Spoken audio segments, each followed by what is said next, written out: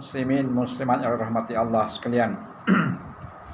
Kita telah mempelajari pada minggu lepas berkaitan dengan halangan-halangan syaitan dan juga iblis, yang mana ia merupakan musuh kita yang utama, yang sentiasa tak memperdayakan kita untuk menjauhkan diri daripada Allah Subhanahu Wa Taala.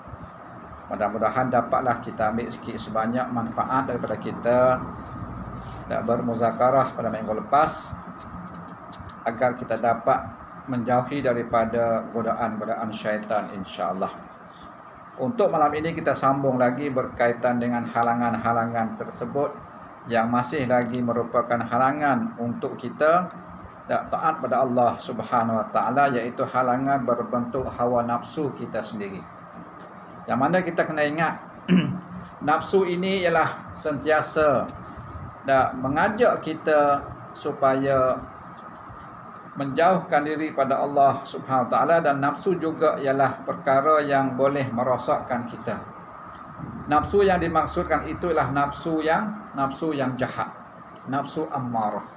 Nafsu ni merupakan musuh dalaman kita. Nafsu ni musuh juga. Syaitan tu pun musuh. Syaitan tu aduwwum mubin, musuh yang nyata. Nafsu pun musuh juga, tapi musuh dalaman, duduk dalam diri kita, yang mana nafsu ni musuh, yang mana musuh disukai oleh diri kita. Nafsu merupakan musuh yang disenangi dan dikasihi oleh siapa? Diri kita sendiri. Nafsu ni musuh kita, tapi kita suka ke dia. Nah, orang kata belagangi. Nah, nafsu ni benda hak belagangi. Sedangkan kita tu musuh dengan dia. Tak, tapi dia ni merupakan benda yang sangat-sangat disukai oleh diri sendiri.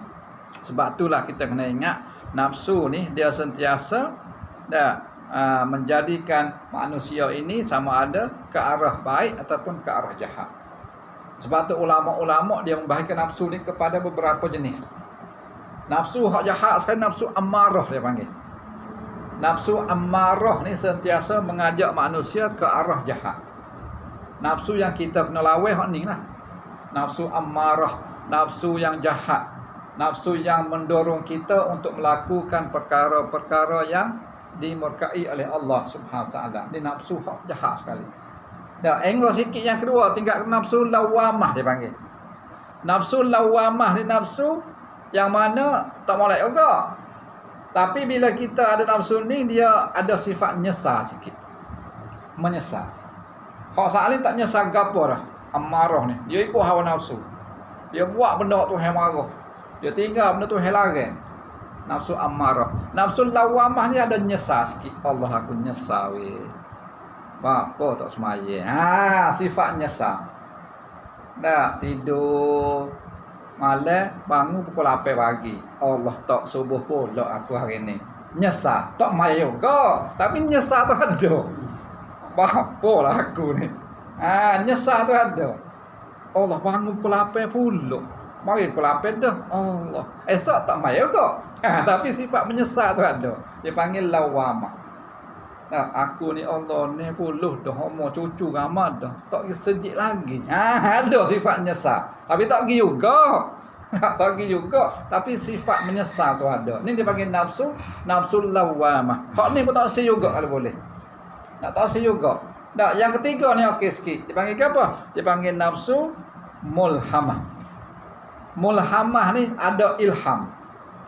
Ada ilham daripada Allah nak buat benda baik. Ada keinginan. Malam ni ada yang ngajar weh, bahasa nak pergi weh. Dia boleh bahasa nak pergi. Dia boleh jakoh mari masjid. Bahasa nak pergi masjid weh. Bahasa nak sedekah weh. Bahasa ilham siapa suruh? Siapa yang beri ke dia tu? Allah.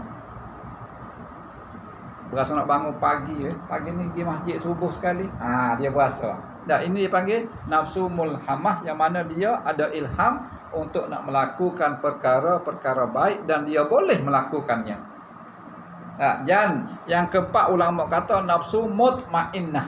Nafsu ni hak tinggi lagi. Yang keempat nafsu yang mutmainnah, nafsu hak tenang, jiwa dia tenang. Tak serabut. Jiwa dia sentiasa tenang. Dia dapat melakukan ibadat dengan sempurna. Dapat meninggalkan perkara maksiat, dan jiwa dia tenang, tak serabut. Dia pandai membezakan hak mana baik, hak mana buruk, hak mana comel, hak mana maksiat, hak mana benda baik, hak mana taat pada Allah. Ni dia panggil nafsu mutmainnah. Hak ni hak Allah akan jemput dia masuk syurga esok-esok. Tinggi lagi ulama kata, ada lagi nafsu radiyah. Nafsu dia redha pada Allah. Dia redha pada Allah. Allah uji dia gapo sekalipun dia redha. Macam-macam ujian.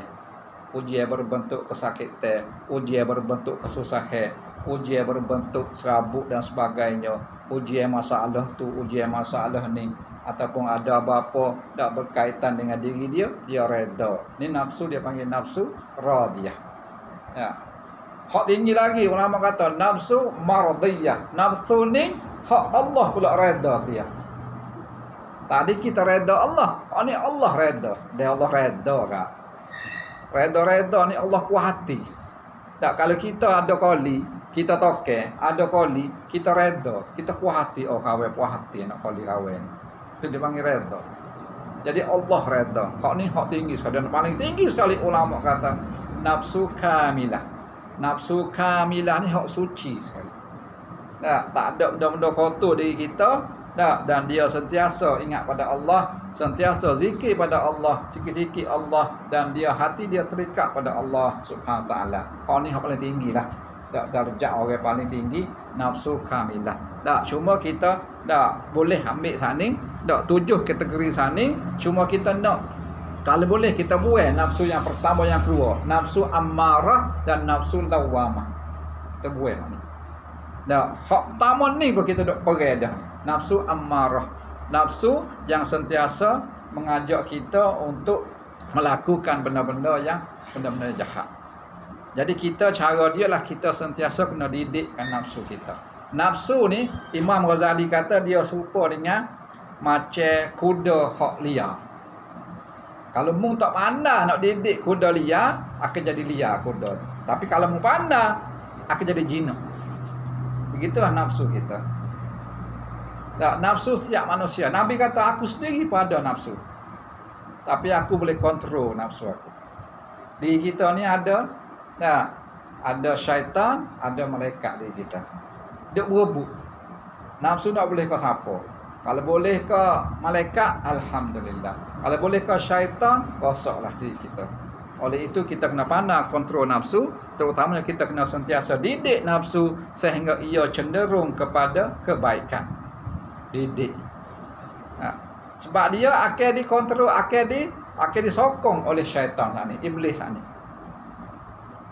Syaitan sentiasa dia akan join supaya nafsu melakukan benda-benda jahat. Dan seterusnya kita cubalah melemahkan nafsu kita dengan melakukan amal ibadat. Nafsu ya kita tahu dah, dia sentiasa mengajak kita untuk melakukan kejahatan.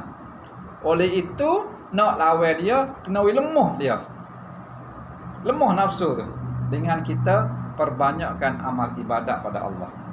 Antaranya kalau hadis banyak, di antara untuk nak melemahkan nafsu ialah berpuasa. Sebab tu boleh puasa, rajin kita ibadat. Tak boleh puasa kalau musim dulu, bukan musim Covid dulu, tak penuh masjid. Tak muat tarawih. Orang jadi rajin ke masjid. Tak lepas tu tengah hari pula dia puasa, dia lapar, malam walaupun dia tengah hari puasa letih, malam dia boleh tarawih lagi. Tak cukup tarawih 30 malam, dia boleh tahajud, boleh baca Quran sebab nafsu dia lemah. Dengan sebab dia berpuasa dan dia baca Quran dan dia bersedekah, nafsu jadi lemah. Jadi dengan ibadat ni juga kita boleh melemahkan nafsu kita, kita boleh melawan dan membendung bisikan nafsu dengan kita sentiasa bertakwa kepada Allah Subhanahu taala. Ingat semua.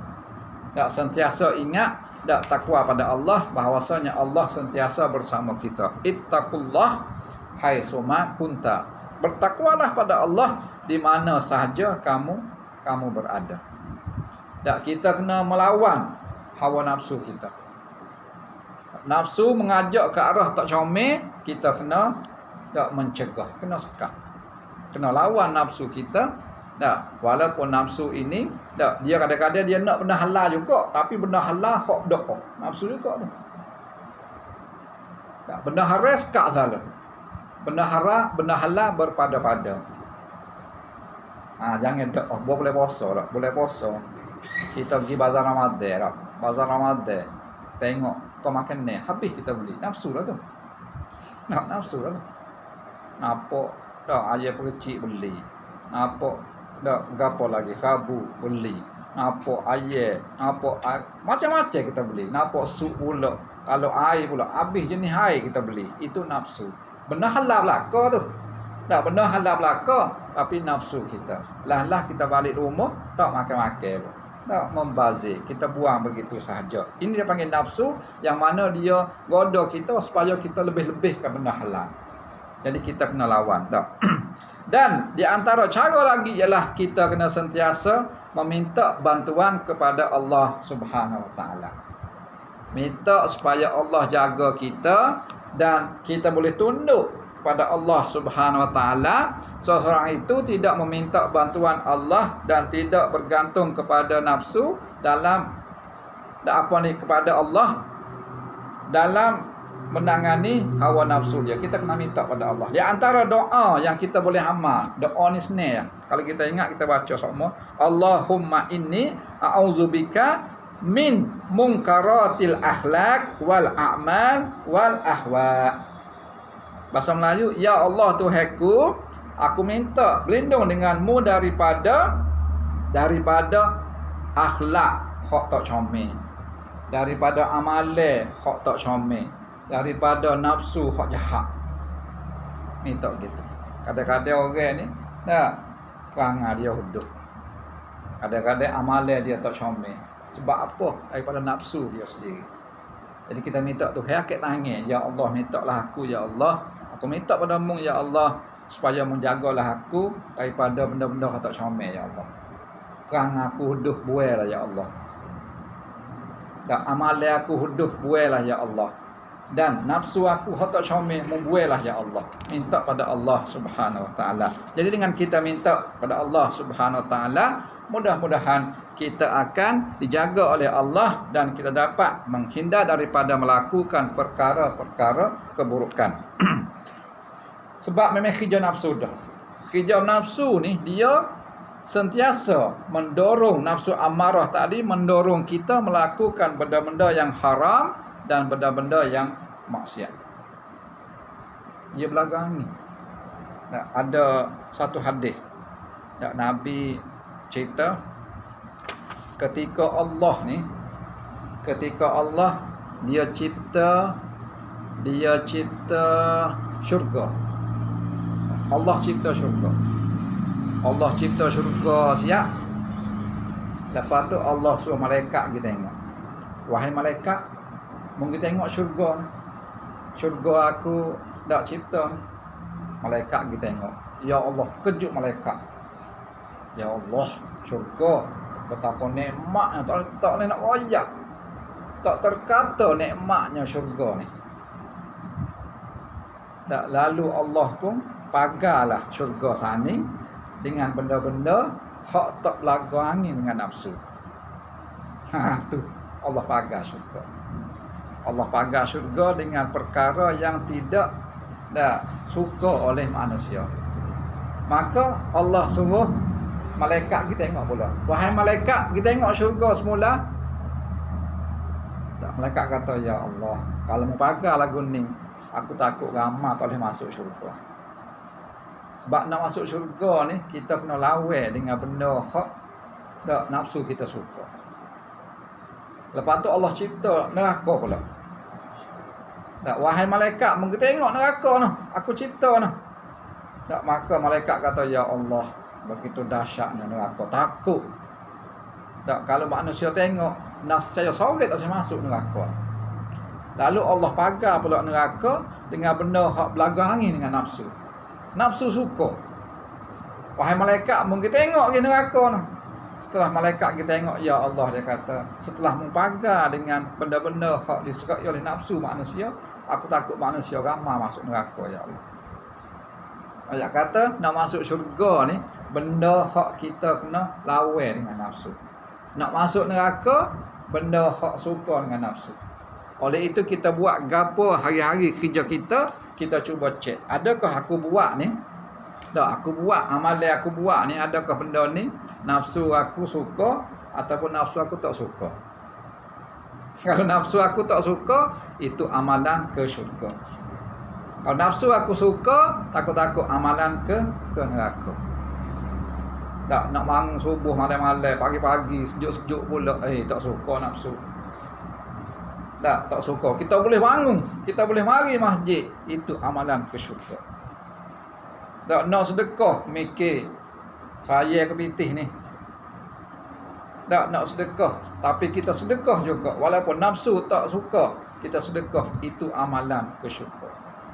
Kalau kita buat benda nafsu kita suka, tak judi, mina, arak contohnya, tak kecek benda tak comel, tak buat benda maksiat, nafsu kita suka, itu memandangkan tak nampak dah situ